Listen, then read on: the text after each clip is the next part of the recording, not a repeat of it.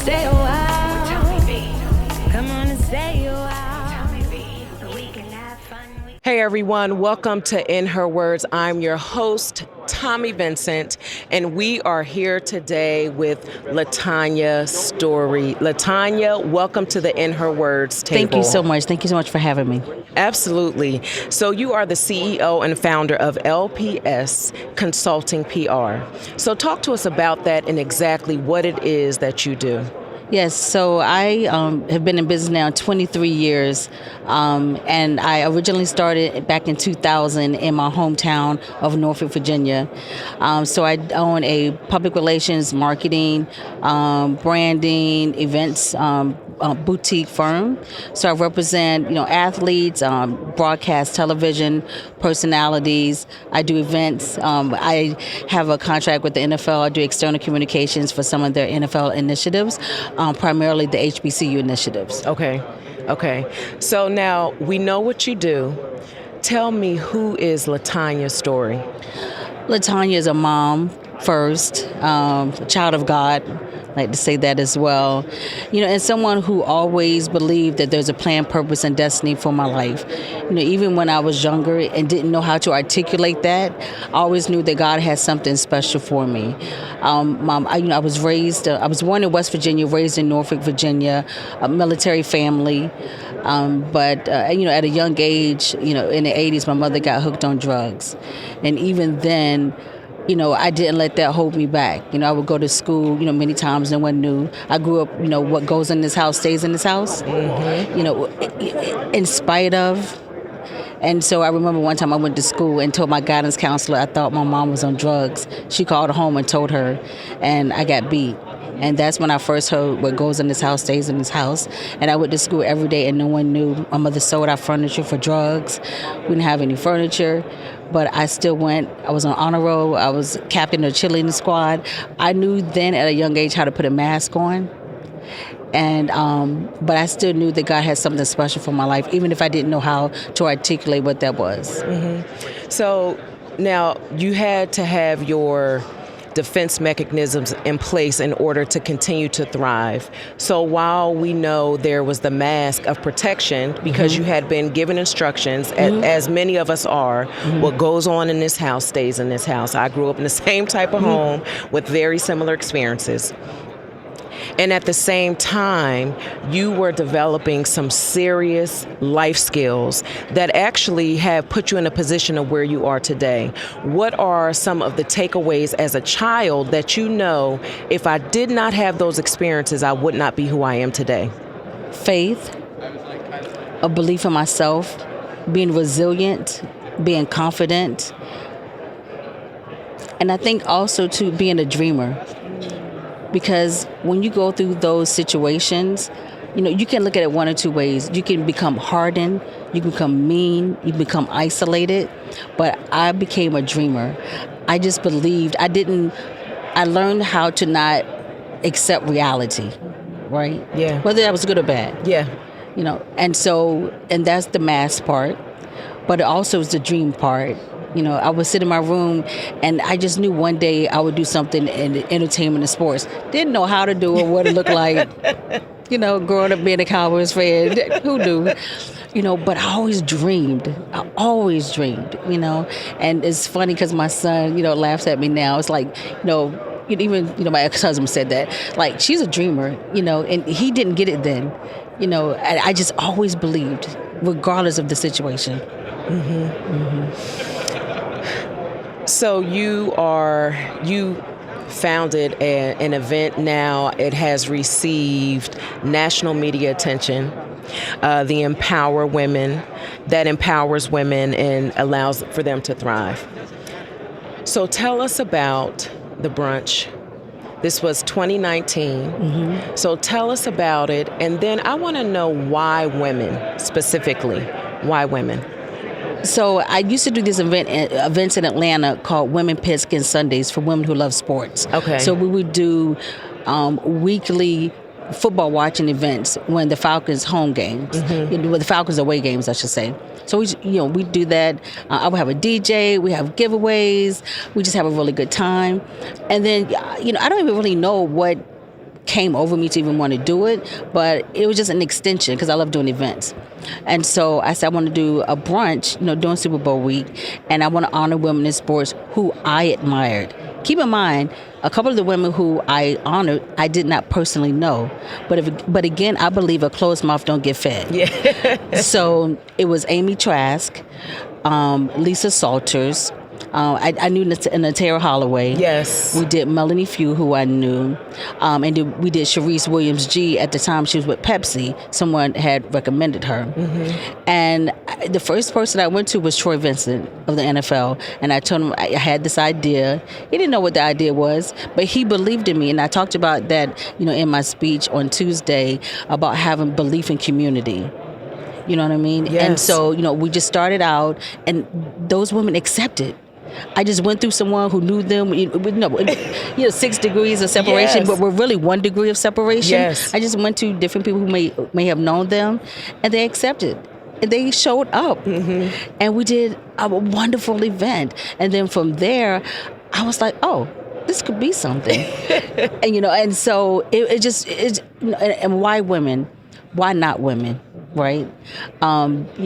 We have a tendency of not promoting ourselves. We're so used to taking the back row, and we're kind of taught to be seen and not heard, mm-hmm. so to speak, especially in our field in sports industry. So I wanted to do something that highlighted women to be able to empower, exemplify and honor them, especially those women that we may not have known outside of the camera, mm-hmm. or if they were behind the scenes, mm-hmm. too. So that was really the reason for starting it. Mm-hmm. That's the very reason why I started my podcast, In Her Words, and it specifically focuses on women in sports, or that are making an impact in the world of sports. And why I wanted to do that is because oftentimes the narrative that we hear publicly, mm-hmm. is what women aren't having the ability to do, mm-hmm. where they're not having access, and that dominates all the information that we're receiving, where if you were to pull back the curtain, you would clearly see that the industry is moving as a result of women in the positions that they're in. Absolutely. And so for me, it was extremely important to create this platform to hear what they're doing, and for people to understand, no. This is what's happening right now.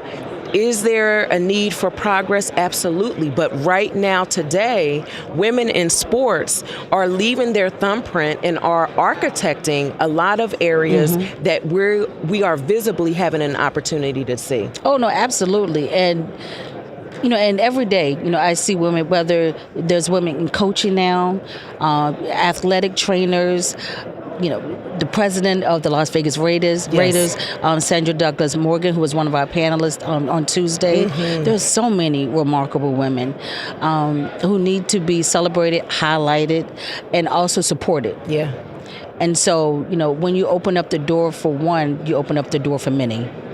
And so I think the more we continue to highlight women and show, young girls who are coming up who say, I want to do something in sports and not really sure what that is. There are non-traditional roles in sports that women can be a part of, whether it's analytics, whether it's finance, whether you're a lawyer. There are so many different pathways to sports for women, but it's just the exposure to it is what needs to be highlighted. Yes. So they'll know that. Yes, absolutely. So in 2019, you launched the brunch, and later in that year, you experienced tragedy, and your son Sterling passed away from cancer. Right.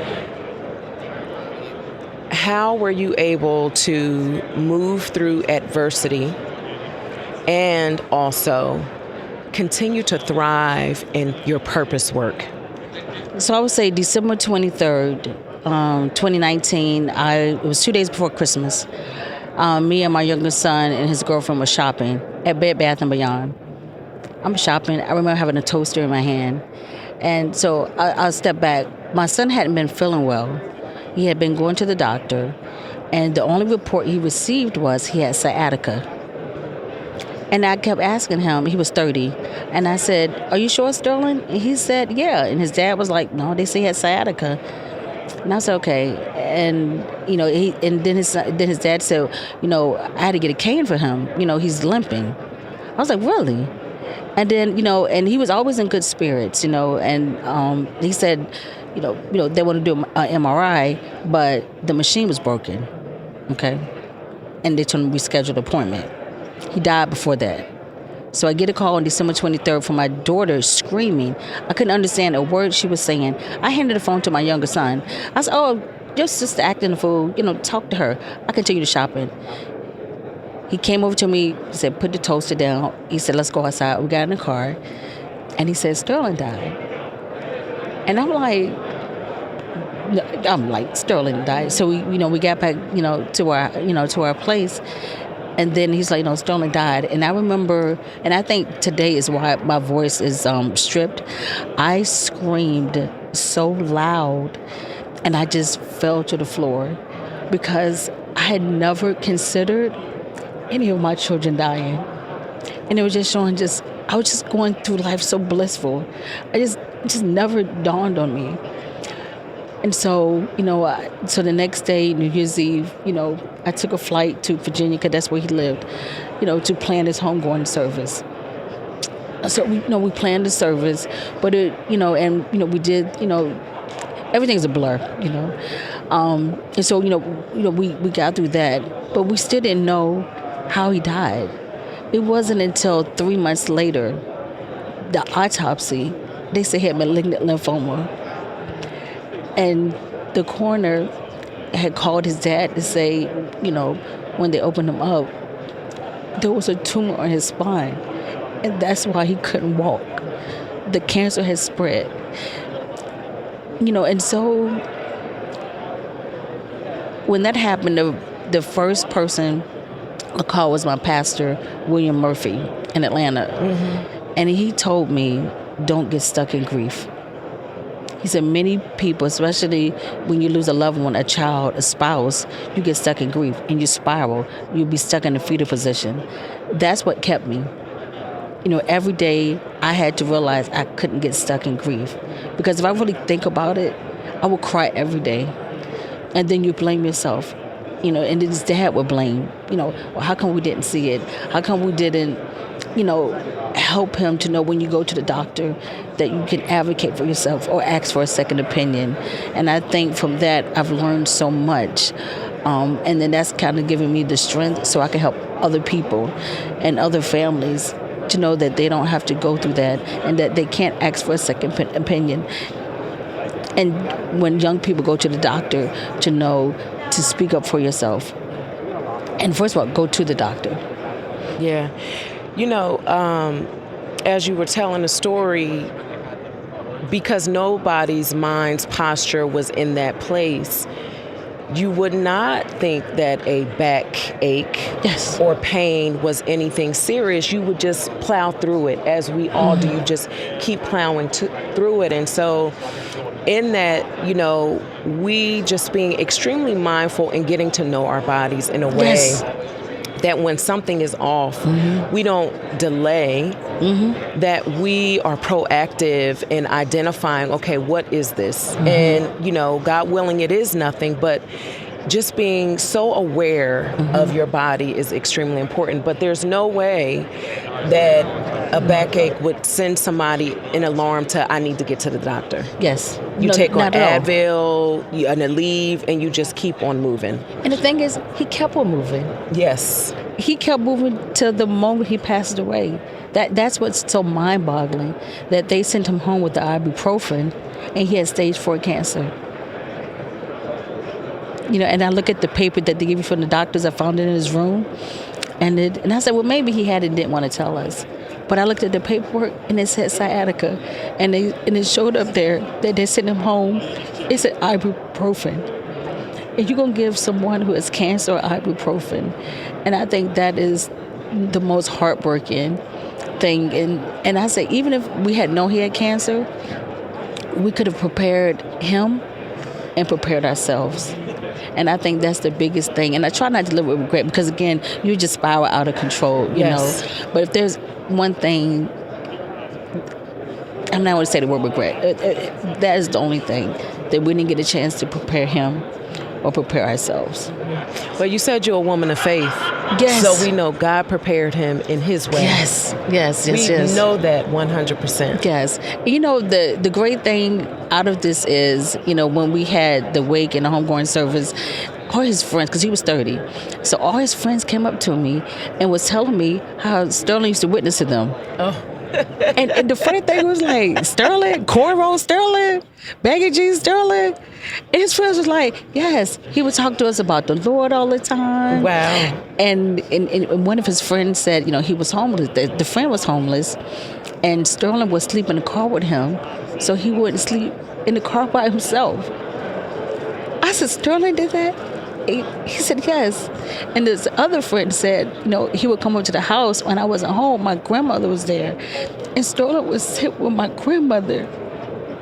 And just to hear all these stories, he was a quiet witness. You know what I mean? Yes. You know, and just for his friends to always say, oh no, Sterling was talking to us about the Lord all the time. And that, I just know he did what God, and again, where faith comes in, absence from the body, present with the Lord, that he did what he was called to do. He wasn't boisterous about it. He wasn't loud about it. I had no idea. But you don't have to be a loud Christian and condemn people to hell or whatever the case may be. Yes. He did his walk the way that God wanted him to do it, and he was a witness to his friends. Yes. And so months later, here you were back at the Super Bowl. Yes. Year two of your activation, and it was a huge success again. Yes. So in that moment, I know that your heart was heavy. Were you able to experience the moment of your success? I was not, but I was being propped up. Okay. Right? I was being propped up by friends. I was being propped up, you know, by supporters. And, you know, I just mustered my way through. The one thing about women, we can compartmentalize. But that's what we will do. Yes. You know what I mean? Yes. And we can do a million things at once. And so, you know, I was still able, you know, to kind of get through that. But year 3, you know, we took the COVID year off, but year 3, I needed to find a way to do something with that pain. Mm-hmm. And so I partnered with the American Cancer Society, with Cherie Barrows. And so I do partial proceeds from my event goes to the American Cancer Society. Okay. And then I joined the Women in Sports Council for the American Cancer Society, where we go and just, you know, just speak to people, you know, about, you know, Sterling's cancer story, and, you know, what we need to do to be able to help with resources and treatment and screening. That's the best way I know how to get through this, so that way another family doesn't have to go through what we went through, and that they will have more days to their life. Okay. So, LaTonya, give me one word that speaks to, based off of your journey from a little girl, because you shared some of your story there. We have heard you have tragedy in different seasons of your life that you've transformed into triumph. So give us a word that will describe you today based off of what you've experienced. A survivor. Mm-hmm. You know, a survivor, a survivor of child abuse. We didn't know it was child abuse back then, right? Yeah. A survivor of trauma, a survivor of losing a child. But I know today, you know what I mean? Through faith, through friends, through community, and through, I think Sterling, really is an angel and really is here with me to be able to do the things that I'm doing in his honor, in his name. We're starting the Sterling Legacy Fund, being able to build basketball courts in his honor now. He grew up playing basketball, so we're going to be building basketball courts. We announced it Tuesday, and leave one in each Super Bowl host city moving forward.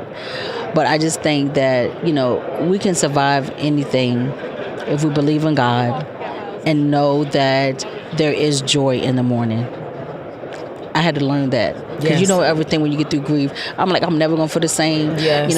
You feel guilty about smiling or being happy, but the word is true. Joy does come in the morning. So this portion of our conversation is your opportunity to give another woman her verbal flowers, for you know you would not be where you are in your career today without her fingerprint on your life? There's so many, amazing women, who have helped me. I would say, is it a living person or a person who's gone on? Whomever you would like to give the verbal flowers to. You know what? I would say my mother, right? Even though, let me tell you, pre-drugs, I say there was a pre-drugs mom and a post-drugs mom, right? But my mother always believed in me. She believed, I used to do my baby doll's hair when I was little. You know what I'm saying? And I would come in there with the different styles, and she made it seem like that was the best thing she had ever seen. She was like, "Did you do this? Did you do?" I'm like, "Yes." You know what I mean? And it didn't matter. In school, when I won Student of the Year in 8th grade, I didn't know they had called her until I won, right? But she had came, and when they announced it, she jumped it down like what? And so I'm the same way with my clients. I'm the same way with my kids, because I know when you show belief in someone, and even though, drugs took a hold of her, I still remember who she was. Yes. You see what I'm saying? Yeah. And she believed in me. And I don't know if that was just like a mother thing, but she just believed it and just made me believe that I could do anything. And told me I was beautiful, told me I was smart, just anything, And so I would say her, Okay. because in hindsight there were beautiful moments. And I'm grateful, for her, because there's a lot of her in me.